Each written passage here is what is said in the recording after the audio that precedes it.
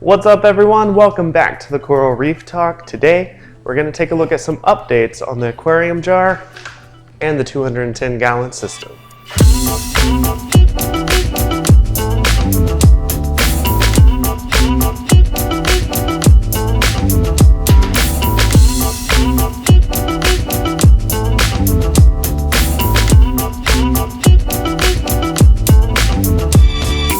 Okay, so if you haven't noticed, it's Halloween. But for this Halloween episode, I want to share with you an update on the aquarium in the jar, as well as the 210-gallon reef tank.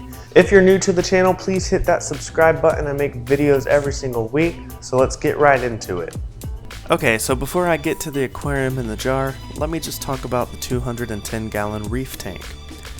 It's doing really well, and I've acquired some new tank mates. A friend of mine called me up and told me he had some coral, livestock, and anemones for me if I wanted to come by and pick them up. So that's exactly what I did. He gave me a pair of mated skunk clownfish, a sailfin tang, and 3 anemones, along with some corals. Now the sailfin tang was accepted right away by Nigel, the powder blue tang, and Larry, the yellow tang, and all 3 of them hang out together and swim up and down the reef tank all day. They're like best friends. Now, the clowns love their anemones, and just a few days ago, one of my anemones split, and another one looks like it's in the process, which means now I have 4 anemones, soon to be 5. Anemones do come with a price, as they tend to move around the tank wherever they like, and there's nothing you can really do about it. One of them stung one of my Chalice corals pretty bad, so I had to carefully relocate the Chalice, and it's recovering well, so it's getting better, so don't worry about that. Another new tank mate that I'm really excited about is a Maxima clam that I recently purchased. Now, I'm a clam lover, and I've tried Crocea clams in the past, and I wasn't really successful. I've begun dosing 2-part to the tank to keep my calcium levels up, as clams can deplete calcium levels quickly. I also have this beautiful red and green brain coral that just adds a lot of color to the middle of the tank. As a whole, the tank is looking better with the addition of 2-part. The corals are out more, the polyps are extended, and the color is just phenomenal. Now, a while back I added a new sump, a new skimmer, and I switched to an internal pump. And to be honest, I've had a little bit of an issue dialing in the new skimmer, but it seems to be pulling out some really nasty skim mate, and it's working really well. The filter socks I change out once a week, and the refugium is doing its job at growing Kato.